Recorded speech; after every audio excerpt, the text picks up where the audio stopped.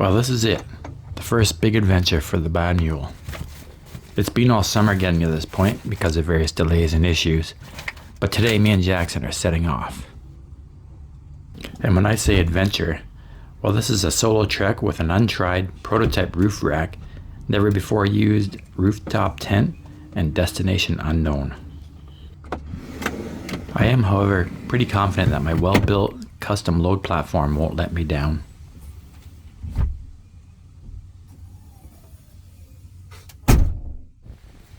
On long drives, I like to break out my sheepskin seat cover, and with the Bronco's marine grade seating, it's a must, and a total game changer.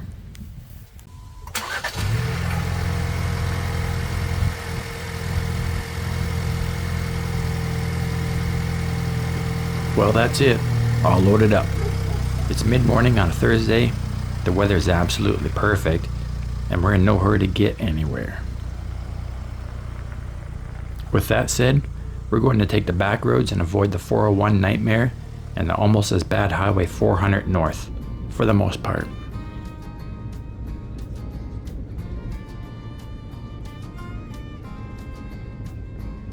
Heading out of Kitchener-Waterloo with my loyal sidekick by my side, it isn't long before we get off the main arteries and hit the secondary blacktop.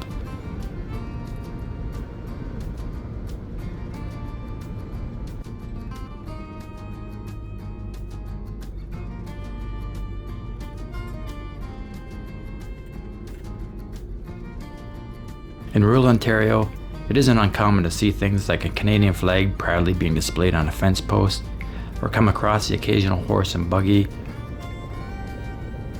or see the farmer's tractor taking hay off the fields. You may also cross a single-lane bridge or two, and of course, more tractors.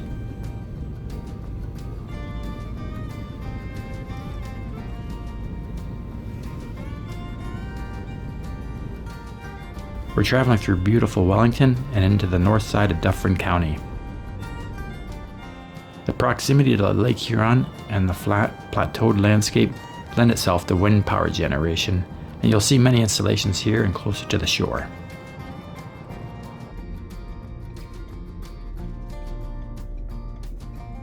With a little zigzagging to avoid populated areas, we eventually get on County Road 21 heading northeast.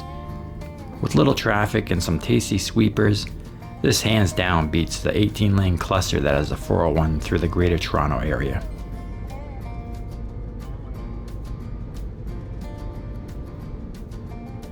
And did I mention the weather?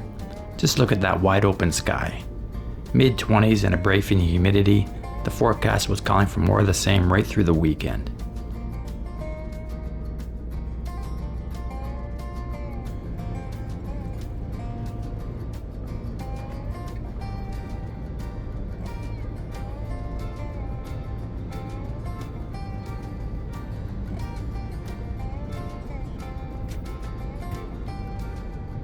Before long, we came into the small hamlet which is Honeywood. It's absolutely typical of the little towns you come across out in the countryside.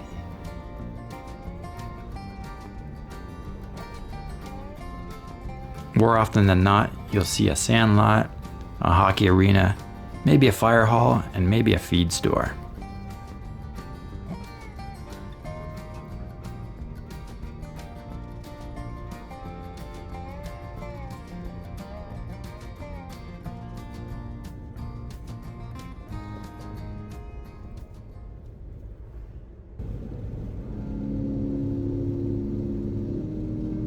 Traveling farther east, and we come into beautiful Simcoe County, which lies against the Georgian Bay shores and butts up against the Muskoka region. Our route today also takes us down from the Niagara Escarpment.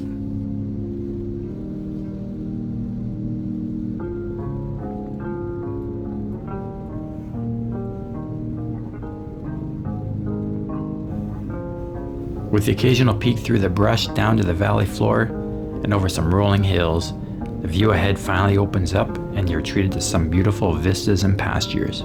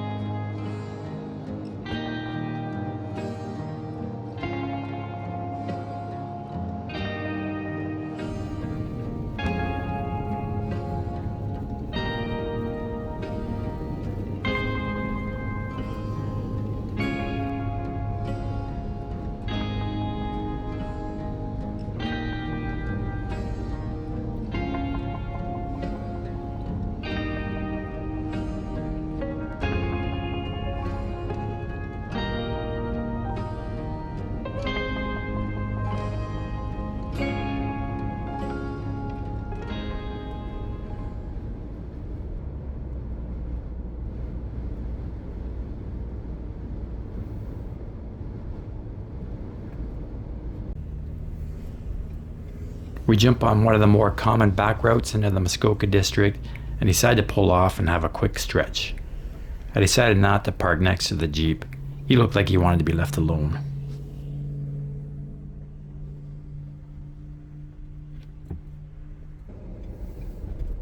From here, it's just a short jog over to the inevitable Highway 400 North, bypassing the Barrie, Ontario bottleneck.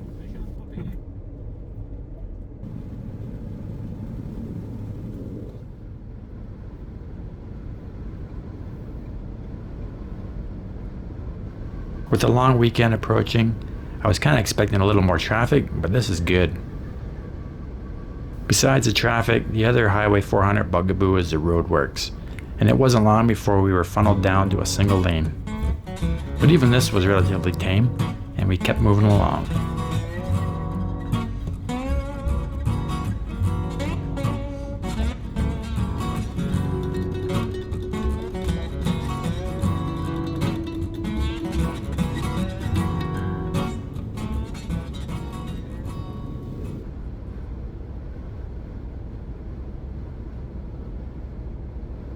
Before too long, the geology of the Ontario near north started to make its presence known, with small granite outcropping formations poking up through the thin soil.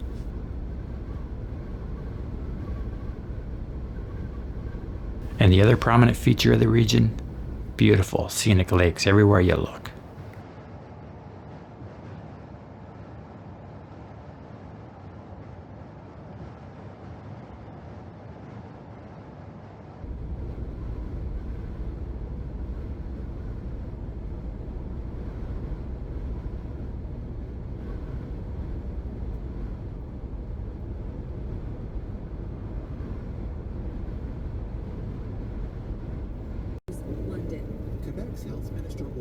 After about an hour of traveling along the 400, I decided it's probably a good time to pull off and stop for gas. Saying a critical staffing shortage is forcing service cuts. Emily Warren reports.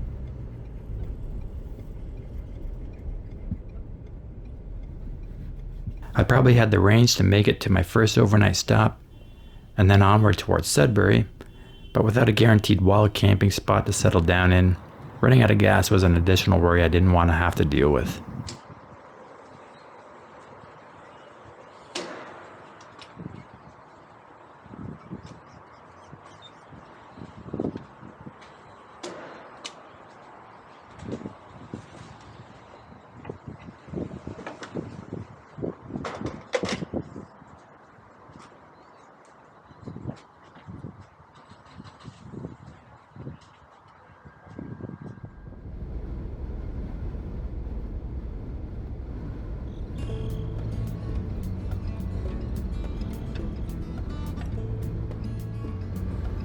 Fully gassed up and we're back on the 400 North.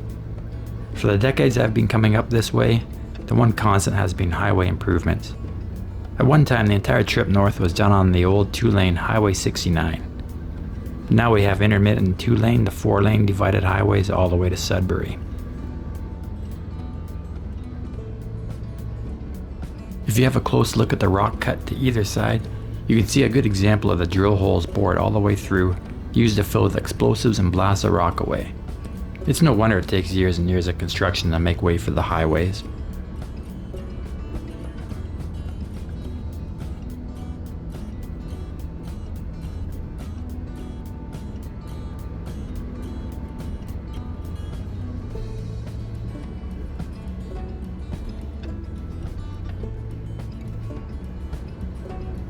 This stretch of road is also part of the Trans-Canada Highway, which stretches its way over 7,800 kilometers from coast to coast.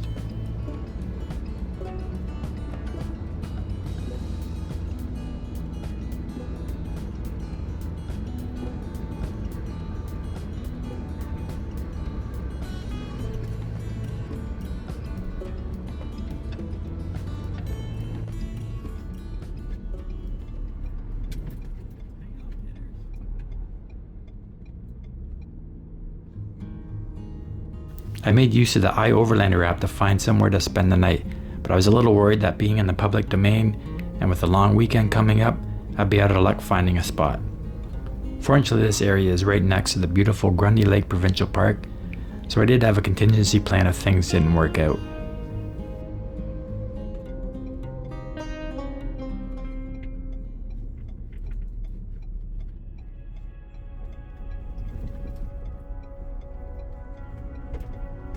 This is an active logging road that leads into the interior. Thankfully, it wasn't active during my stay, but it was finally nice to get off the highway and start hitting some gravel.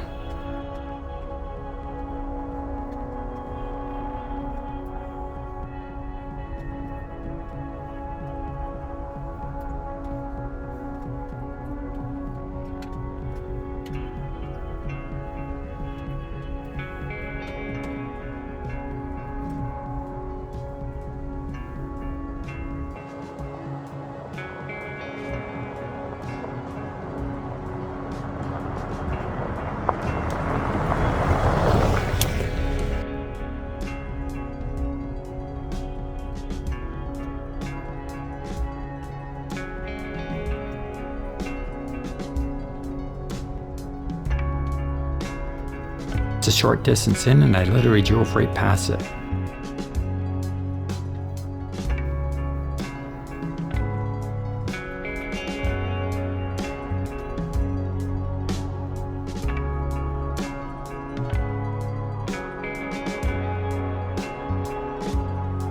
Maybe I just got lucky, or maybe I just got here soon enough, but I wasn't wasting any time parking the Bronco on some level ground.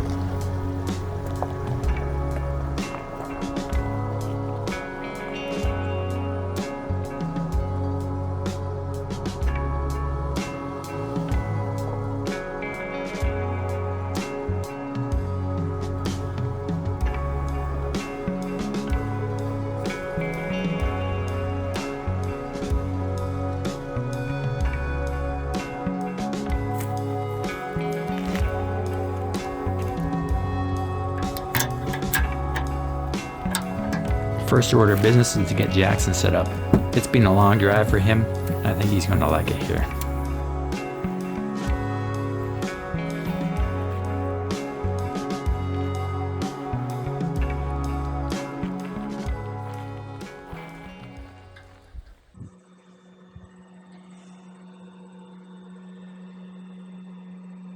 As this was just an overnight stop along our way, I decided to get the work out of the way, back up the daily footage on my 20th century netbook, and get the tent set up.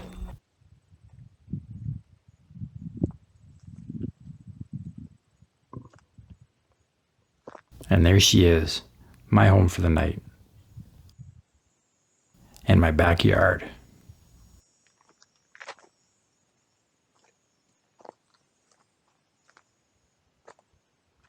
So with the daily chores out of the way, there was basically only one thing left to do: relax.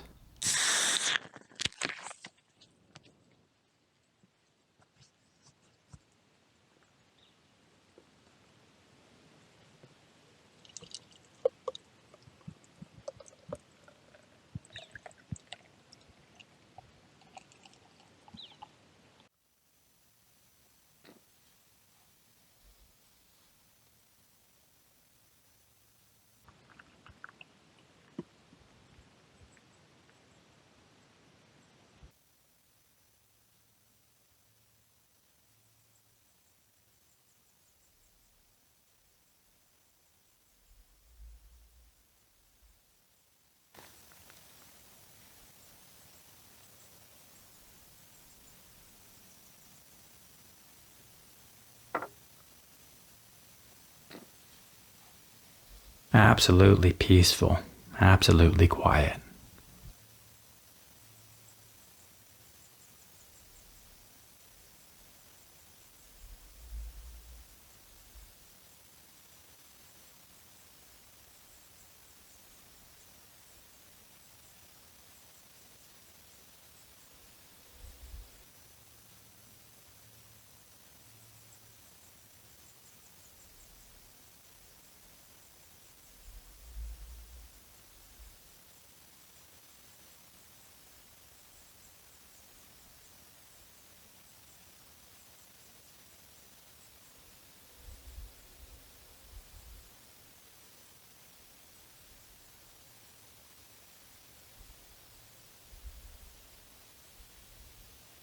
With the shadows getting longer, it was time for my Jackson to join me and get comfortable.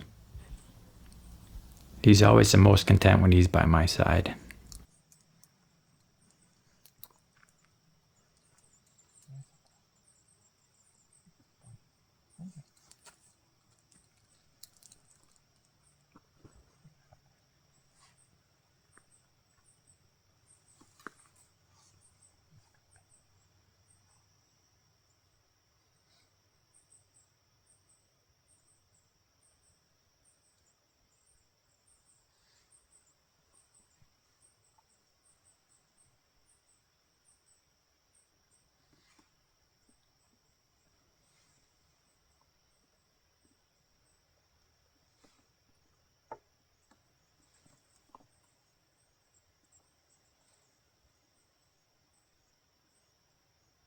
After a few delicious cold beers, we started to get some uninvited guests.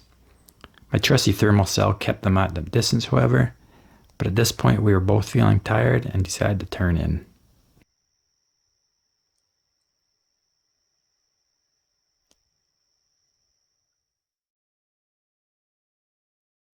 The following morning, we awoke to yet another beautiful day. Simply amazing.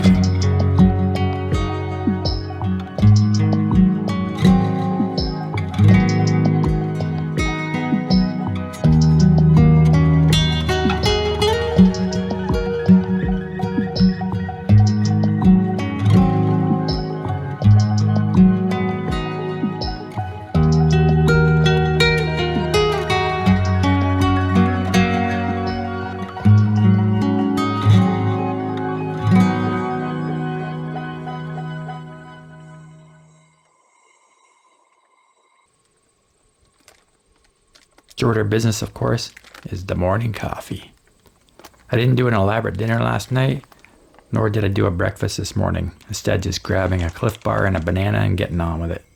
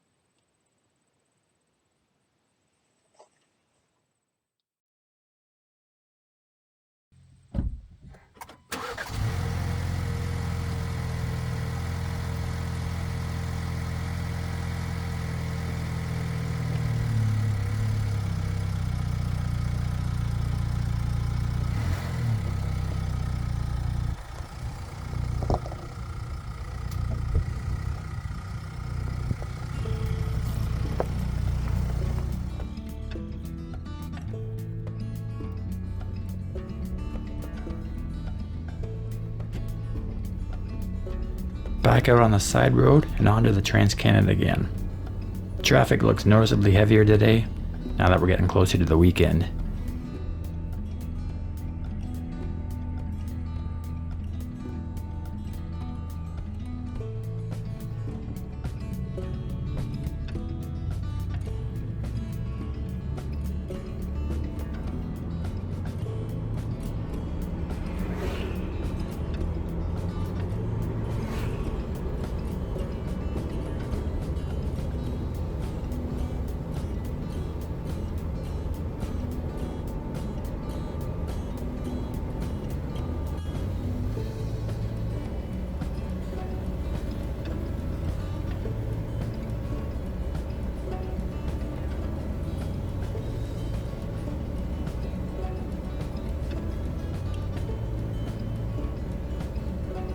The last time I came through this area, the highway was a 2-lane affair over on the bridge to our left.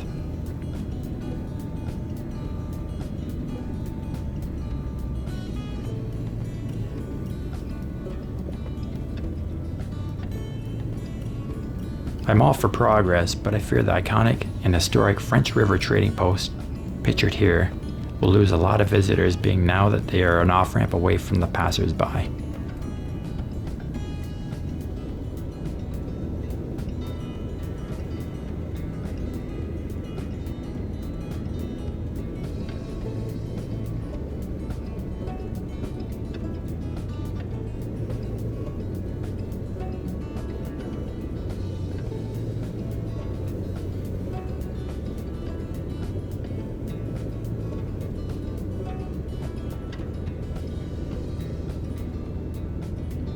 Here we're coming up on the exit to the only road to the beautiful Killarney Provincial Park.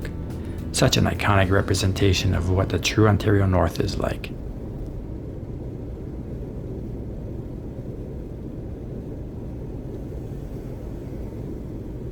And not far after that, one of the first ever built animal land bridges to cross over the busy Trans-Canada. 6 kilometers of fences line each side of the highway to guide the animals to the bridge. With the Canadian moose and recently reintroduced elk population in the area, it's better for all involved if they stay off the highway.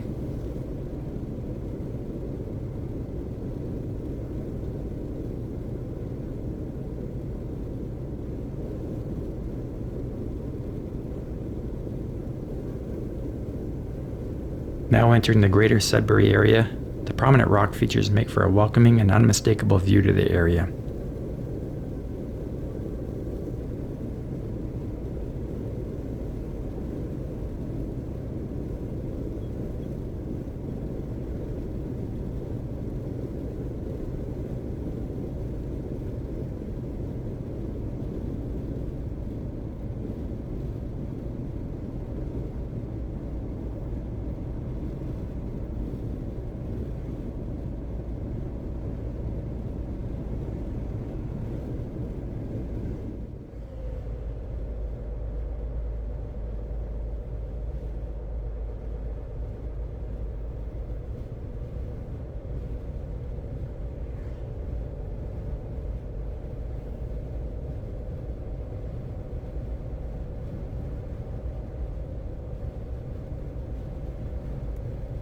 Heading into the metro area, I decided to top up for gas just to be on the safe side.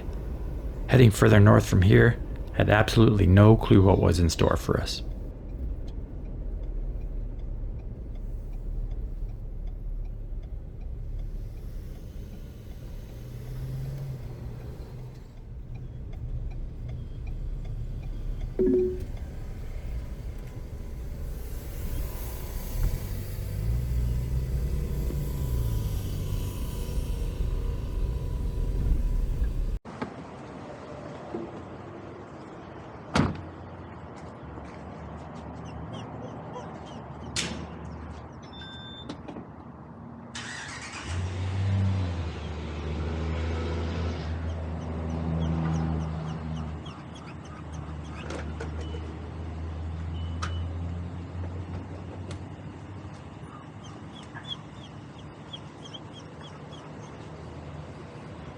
Jackson was a bit anxious, so I popped the rear glass open for him.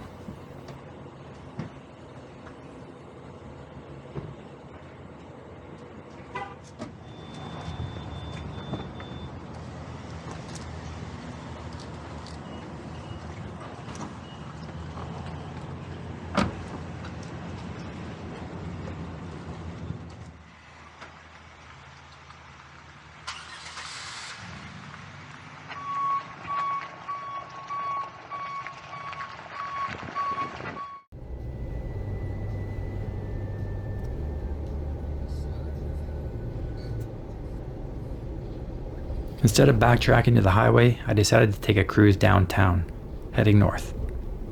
Before long, we were back on the highway and leaving the Big Nickel behind.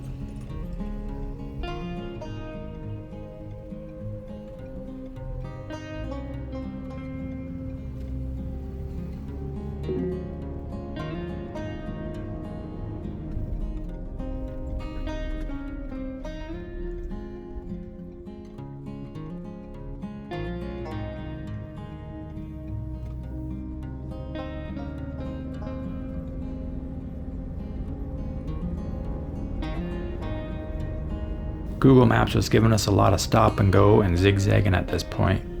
We were both getting a little antsy to get out in the wild.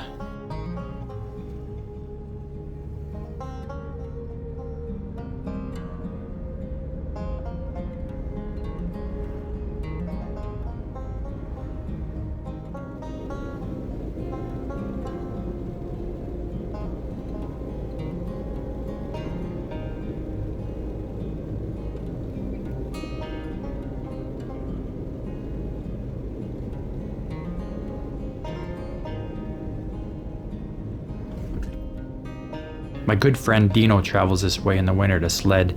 He says the trails are absolutely epic.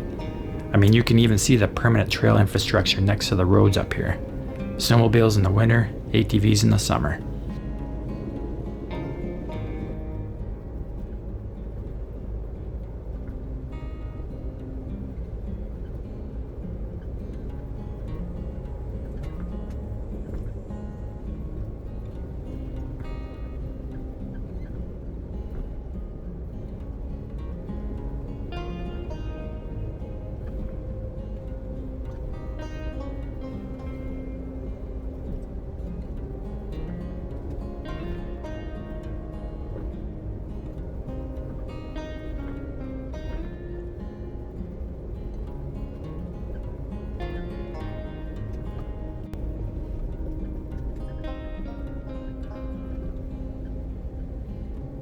The scenery was beginning to hint at a more serene and wild environment ahead.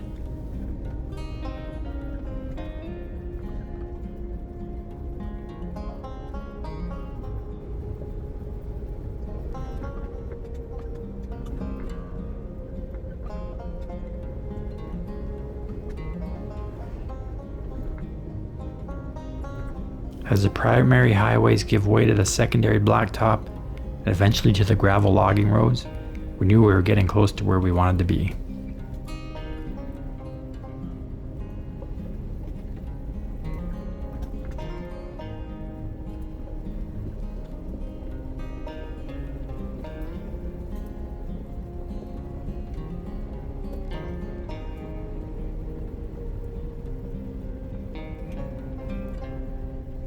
Finally, at long last, a real adventure was about to begin.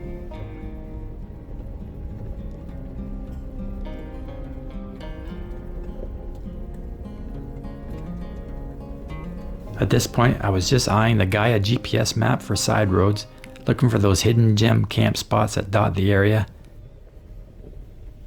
And then...